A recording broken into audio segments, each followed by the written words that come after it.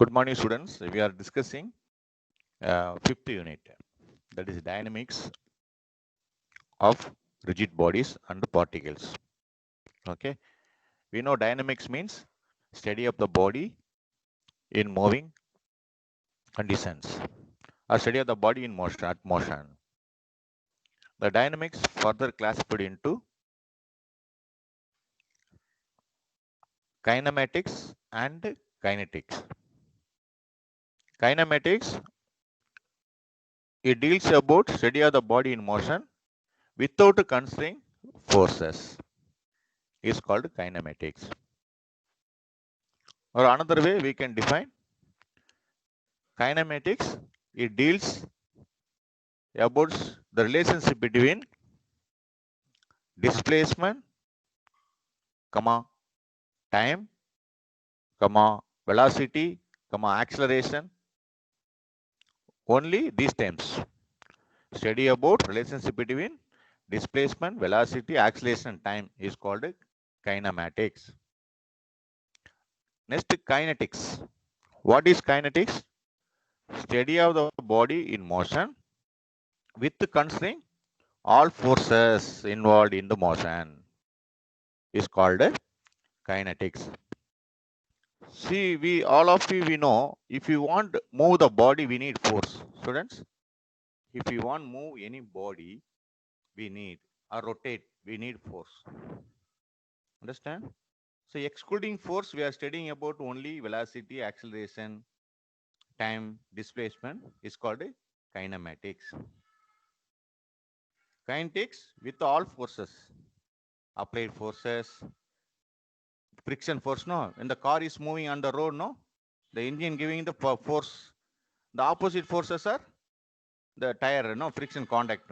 So friction forces. So all forces we have to consider in motion is called kinetics.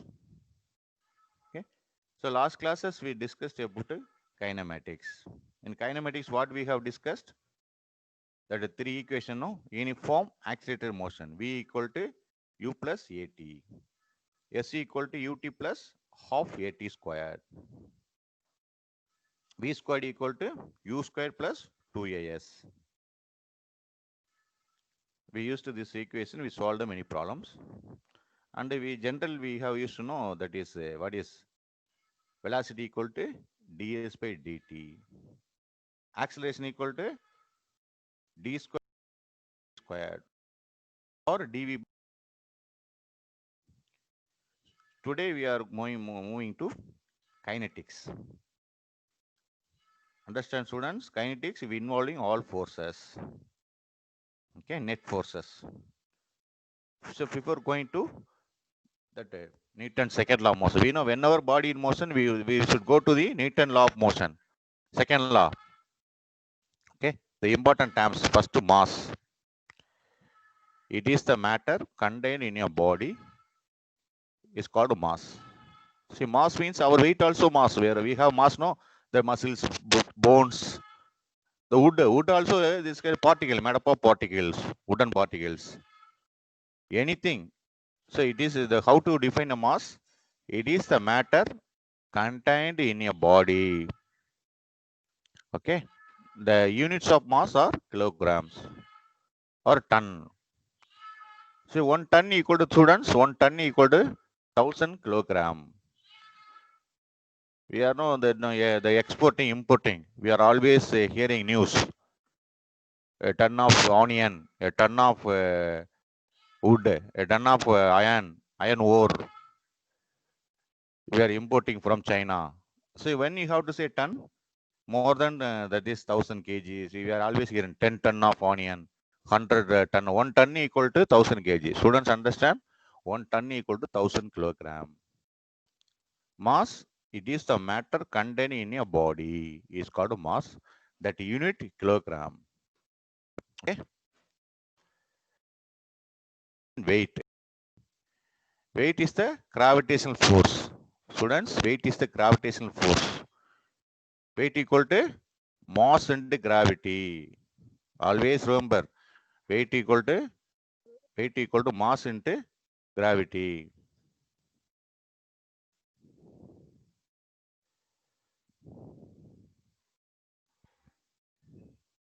W equal to mass into gravity. Okay. We know gravity 9.81. G equal to 9.81. Okay. So weight, it is the force by which the body is attracted towards center of earth. The unit of weight are known as same as force. Newton, kilonewton. Okay. Then momentum. Next important term. See, we are discussing kinetics. Students remember kinetics. That's why we need to know these terms definition or meaning. Momentum means mass into velocity. Momentum means mass into velocity.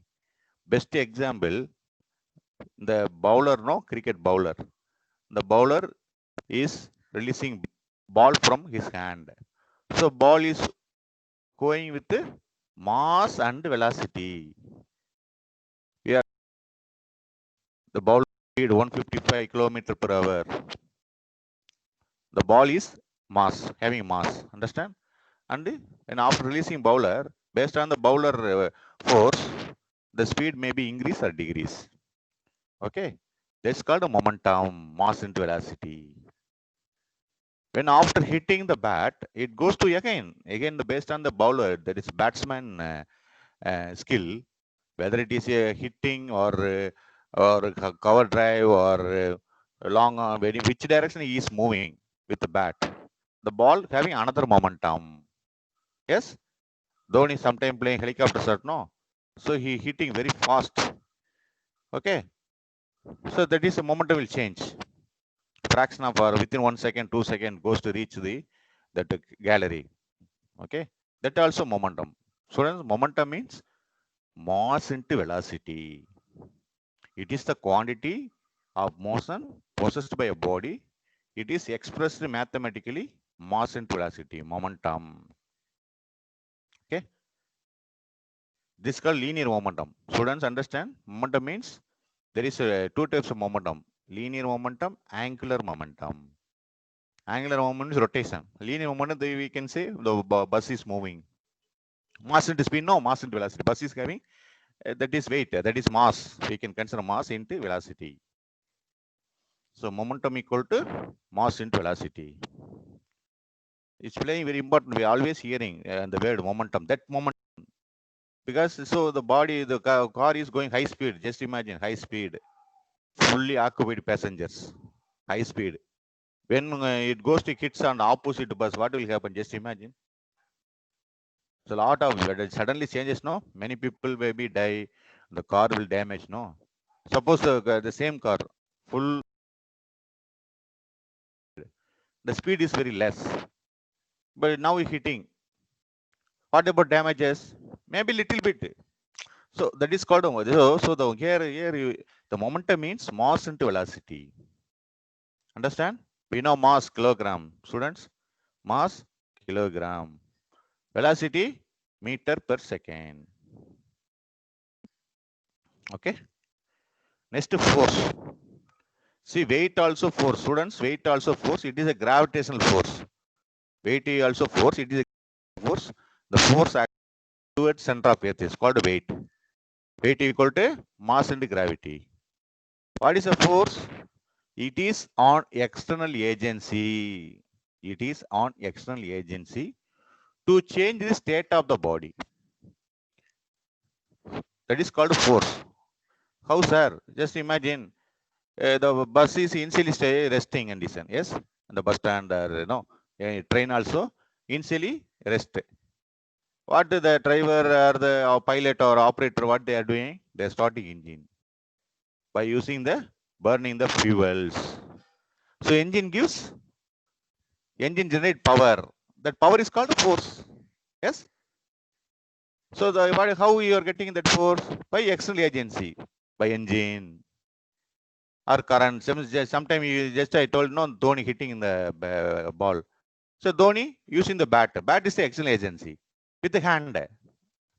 Understand? So force, it is an external agency to change the state of the body. Okay.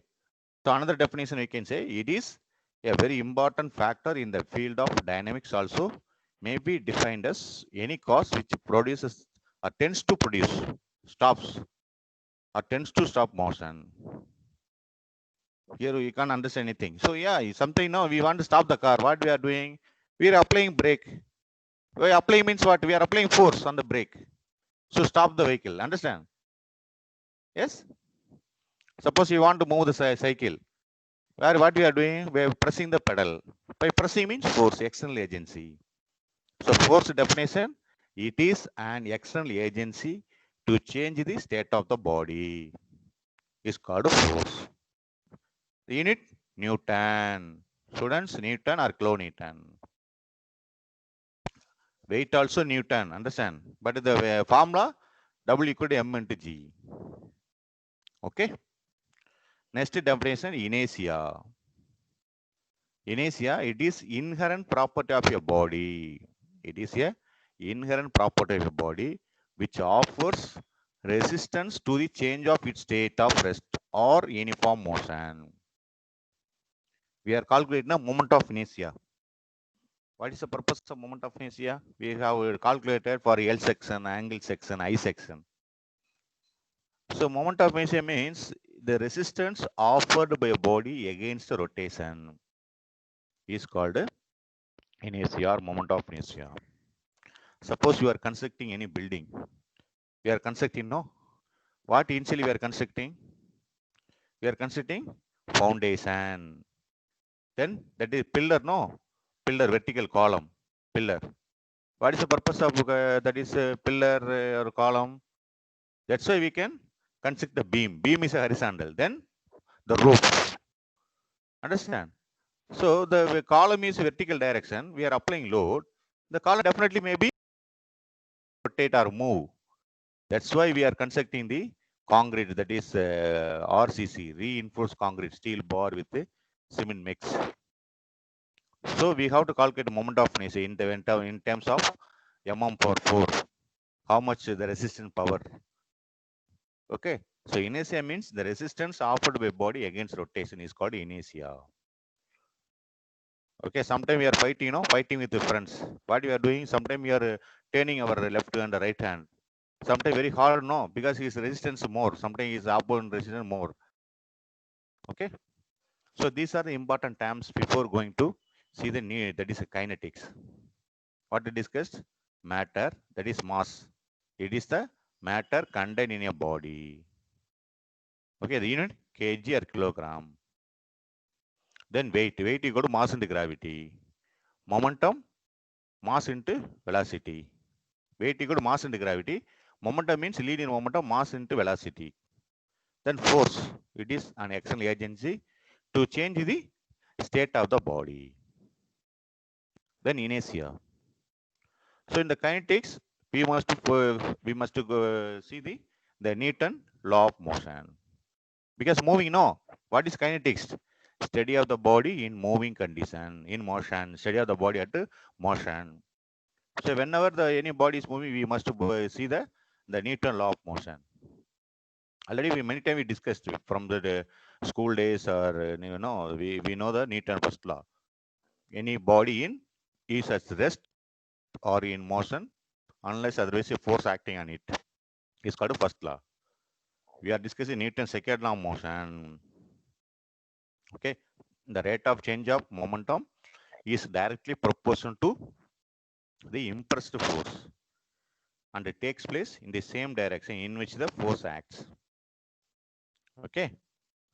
Yes. Just to take the cricket ball.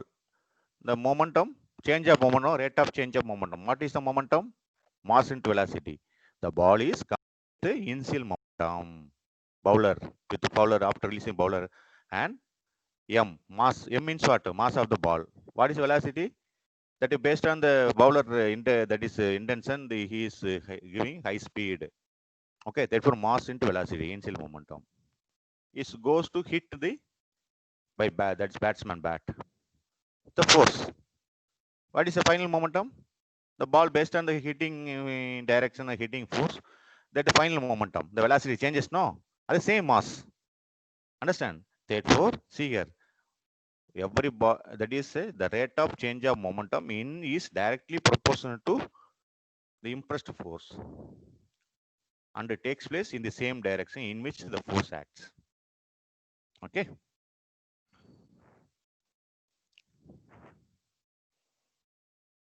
Newton's third law of motion. We know Newton's third law. To every action, there is always an equal and opposite direction.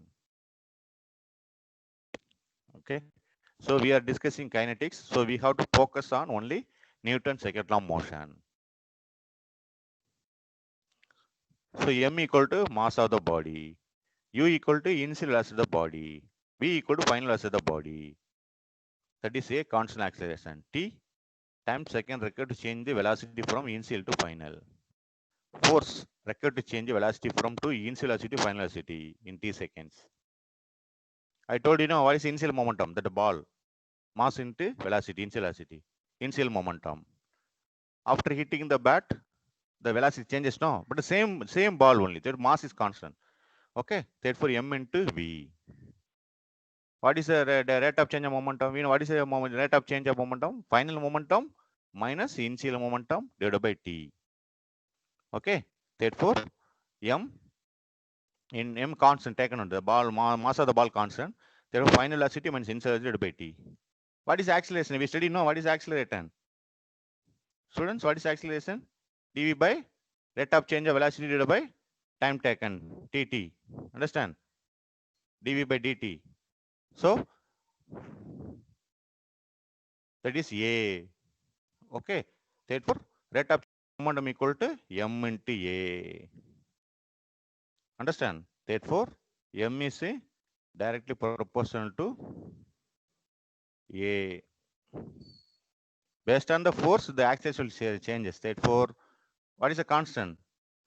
The m is a constant. Mass of the ball is constant. Therefore, mBF equal to m into a. That is Newton second law. F equal to m. That is force directly proportional to acceleration.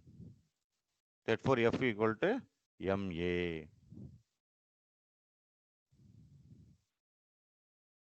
Okay. Newton's second law. Mass into acceleration. Okay. So which direction we are applying the force? That direction the body will have an acceleration. Next, another thing, another important theorem, D'Alembert principle. Students, D'Alembert principle. That is called F minus ma. Students, F minus ma is called D'Alembert principle. F minus ma equal to 0 is called D'Alembert principle. So now we are going to see Newton's second law of motion, D'Alembert principle. Students, F minus ma equal to 0 is a D'Alembert principle. That is minus ma, no, that is minus ma means reverse effective force. Reverse effective force. Now I am sharing that is small video. You can see the difference between Newton law of motion and D'Alembert principles. Based on this definition, we are going to solve. Remember, we are discussing kinetics of particles. What is kinetics? Study of the body in motion with considering forces. Okay. Now I'm sharing the video. You can just listen.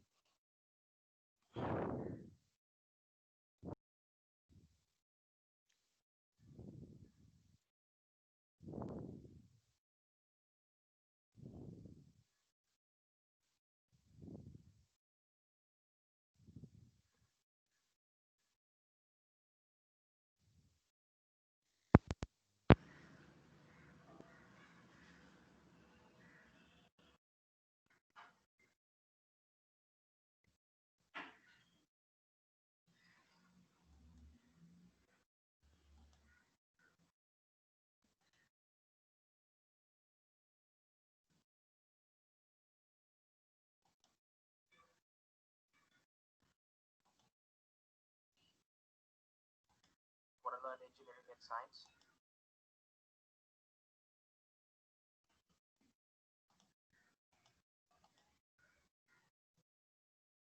Okay, on the Newton second law key element series on engineering mechanics. So today we take another session. In this lecture,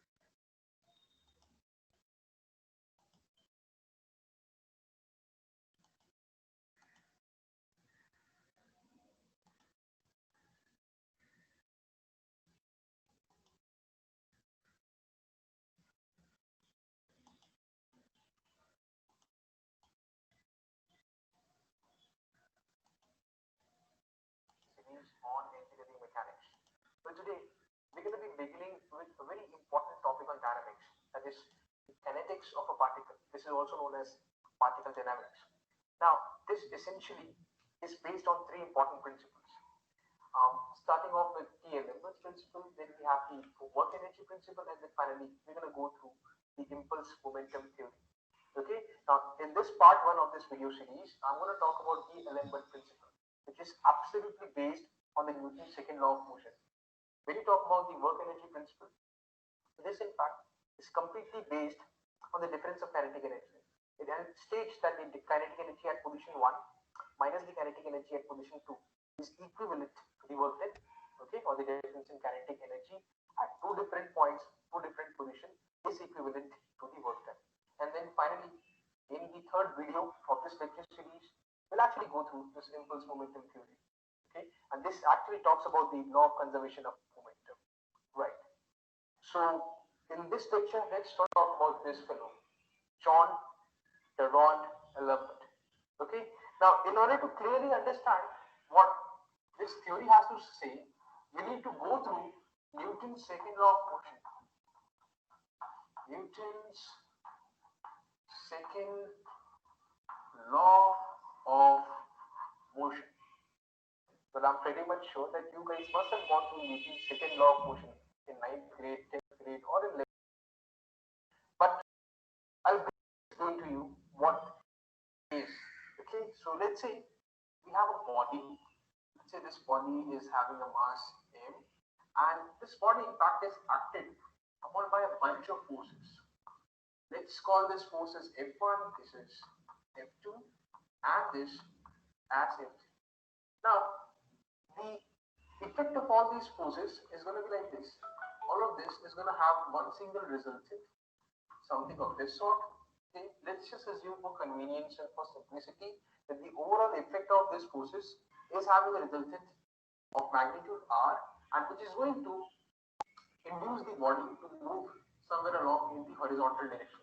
Let's say in the x direction. Right? So what Newton's second law of motion says is the summation of all these forces acting on a body is equal to the product of mass, this m, multiplied by the acceleration. So this is essentially a mathematical expression of the second law of motion. Now, what we'll do right now is that we'll try to apply the Newton's second law of motion, and we'll try to calculate either the force or the acceleration. Let me try to explain you what exactly I'm trying to say. So here we go. Let me remove all of this, and let's just say that upon this frictionless surface, this is ground, in fact you can say this is frictionless shortcut. Okay, let's say we have a body having a mass. Let's just assume this mass as 10 kgs, and let's just say that this is being acted upon by two forces from two different directions. Now, let's say this force is having a magnitude of 100 newtons, and one more force is there, okay, acting from the right to the left, something of this sort, and this is having a magnitude of, let's just assume it as 50 newtons. Okay, so how can Newton's laws of motion or the second law of motion help us in calculating the acceleration that this body is going to have, or this object is going to have? Acceleration. Okay, let's say the acceleration is represented by small e. Okay, so what Newton's law says is this: summation of all the forces is equivalent to, let's say, in the x direction. Right now, we are working in the x direction. This is the y-axis, and none of the forces are acting in the y direction. So analysis along this axis is not to be done. analysis along the x-axis is to be carried out right now. Summation of all the forces in x direction is equivalent to the product of mass and acceleration. So what are the forces acting? 100 and 50. 100 is towards the right, taken as positive, and if there is a force acting over here, it has to be taken as negative. So we have this 100 positive, we have this 50 negative, and all of this is going to be equal to the product of mass. How much is the mass? It's 10 kgs. We could write this as 10 multiplied by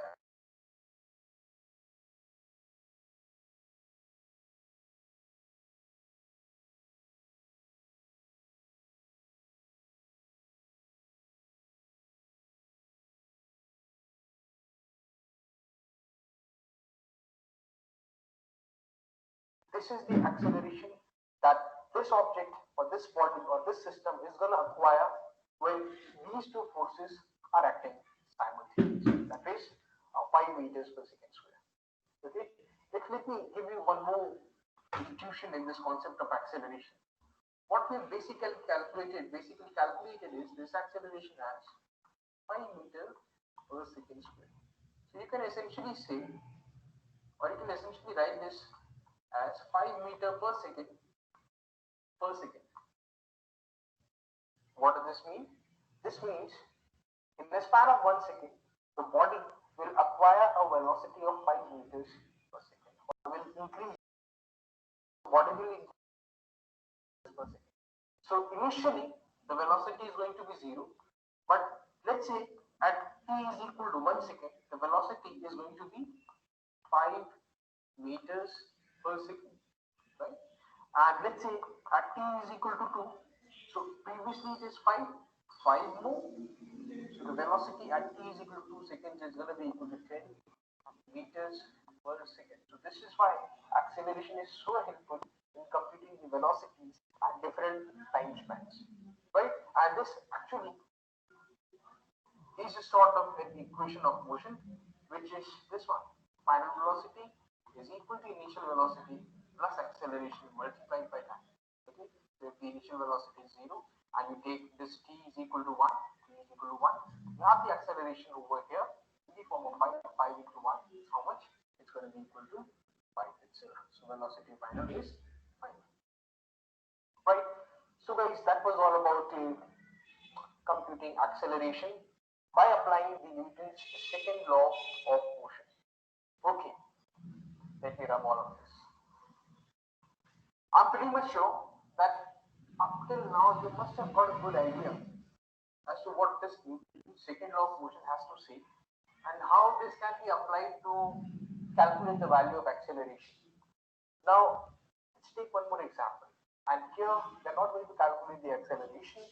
We will be doing the acceleration and we'll try to find the force by which that sort of acceleration can be produced. We can try to draw this and we can understand this in a better way. Let's say we have a body. Okay, this body over here is having a mass of 10 kgs.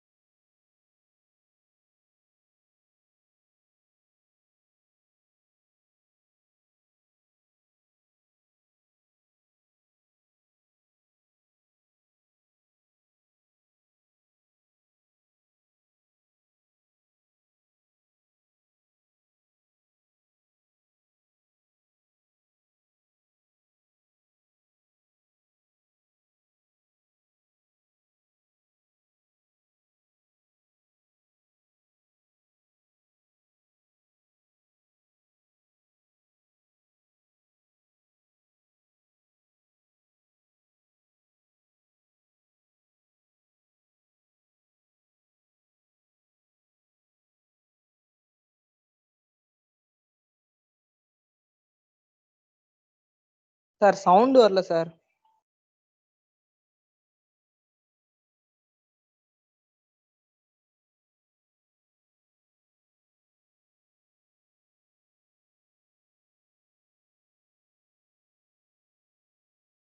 It's going to have two components. This is what we call W. Okay sir, இப்போ வருது sir. This is going to be theta. This is going to be W cosine theta. And over here, this component is what we refer to as W. When is the sound is not coming? When from? Actually, for our convenience, the axis that we will be taking. Before 5 minutes. This axis and this over here. Before 5 minutes, sir. Right? And let's just say this is dynamic equilibrium with the due to the atmospheric pressure, there are forces of inertial force, right? This is F. Sir, that is equal to axis and distance. Tell me. Tester காமிக்கறாங்களா sir அதுல sir?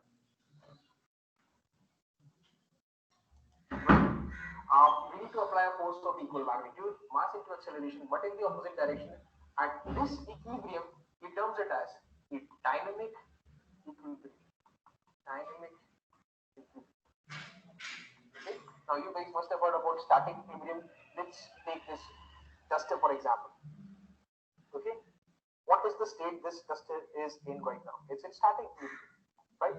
All the forces, the atmospheric, due to the atmospheric pressure, there are forces acting from this side, from this side, from this side, and this side. And there is going to be a reaction offered from my hand to the palm of my hand over here, right? But does this duster move? No, it does not. Okay. So this duster can be assumed to be in a state of static equilibrium. But as far as moving object is concerned, this is right now in a state of dynamic equilibrium. This is sort of a figment of imagination. Okay. Anyways, if you were to frame the statement of D'Alembert, it would be something like this: a system of forces acting on a body in motion is in dynamic equilibrium with the inertial force. So that was the statement of D'Alembert. Now let's take up one more example. And with the help of this example, I'll try to help you to frame the equation with the help of Newton's second law of motion and also with the help of D'Alembert. Okay. So here we go. Let me rub all of this. And this example that we're going to take right now is going to be absolutely based on an inclined plane. So let's say we have an inclined plane over here, something like this. And onto this plane, we're going to have a body, an object, something of this sort, having a weight W. Okay. Now let's say that the inclined plane is at an angle of theta, right? So I'm going to be doing two different stuffs. Over here, I'm going to be applying the Newton's second law of motion, and over here, we're going to see that we are going to be framing the equation with the help of D'Alembert's principle. Let's go ahead and do this. So, since this block is in contact with this inclined plane over here, and let's just assume that this over here is having a friction, let's say mu k, right? Weight is obviously going to act downwards, so it's going to be something like this. This is going to be W, and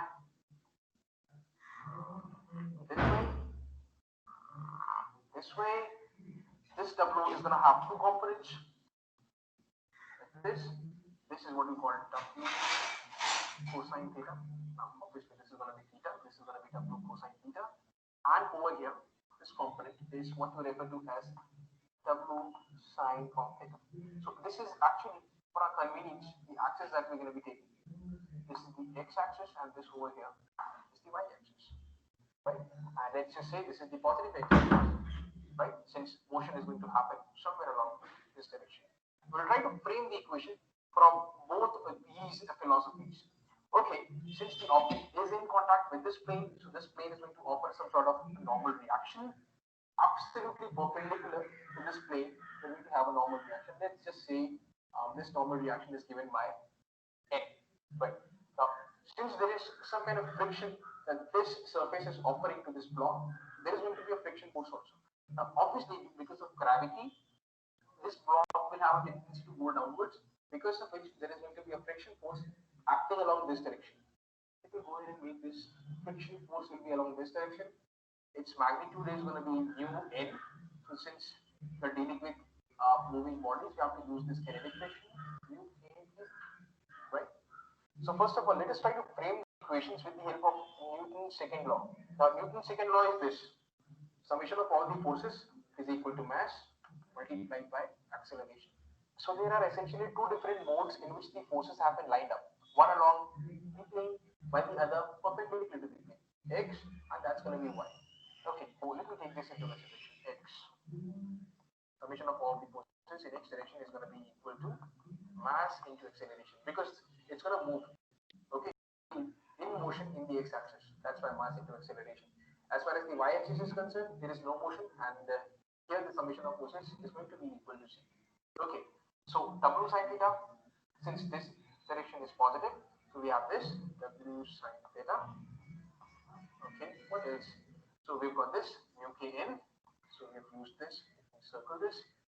I'm going to write this as minus mu kn. Anything else? We've used this also, right? So these are the two forces acting along this direction, and both of them will be equal to mass into acceleration.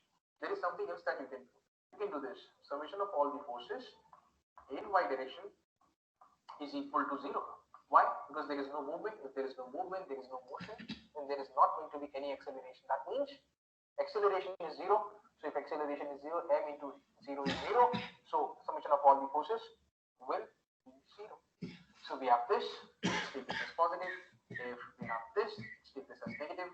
So n minus w cosine theta, n minus w cosine theta is equal to 0. Okay. So this is exactly how equations can be framed with the help of Newton's second law of motion. This is going to be your equation 2, 1, and this is going to be your equation 2.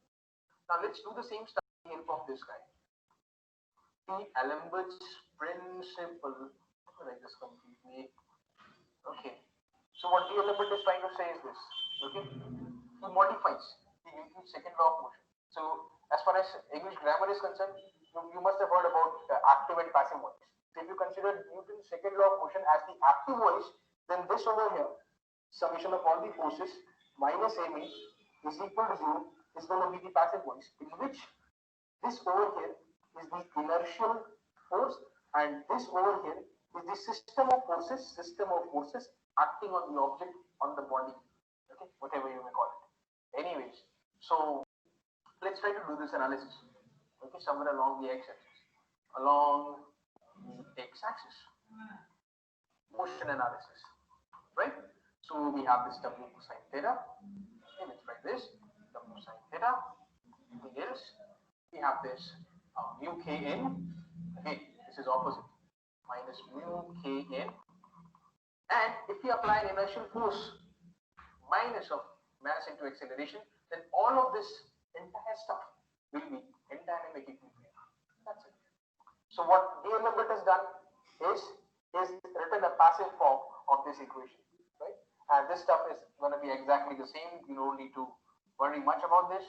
Summation of all the forces in y direction is equal to 0. We've got this, the action force n upwards, and this w cosine theta downwards. So n minus w cosine theta is equal to 0. So these are the two equations, and a bunch of outputs can be calculated. So guys, in this lecture, we've seen the Newton's second law of motion and how it is directly connected with D'Alembert's principle. Again, I would like to explain this, summarize this. Newton's second law of motion's mathematical formulation is this: summation of all the forces is equivalent to the mass into acceleration. And if you bring this mass and acceleration, product of mass acceleration over here, something of this sort, this automatically can be referred to as the inertial force, which, when applied in the opposite direction of motion, will bring the entire system in the state of dynamic equilibrium. And that's exactly what John Leon D'Alembert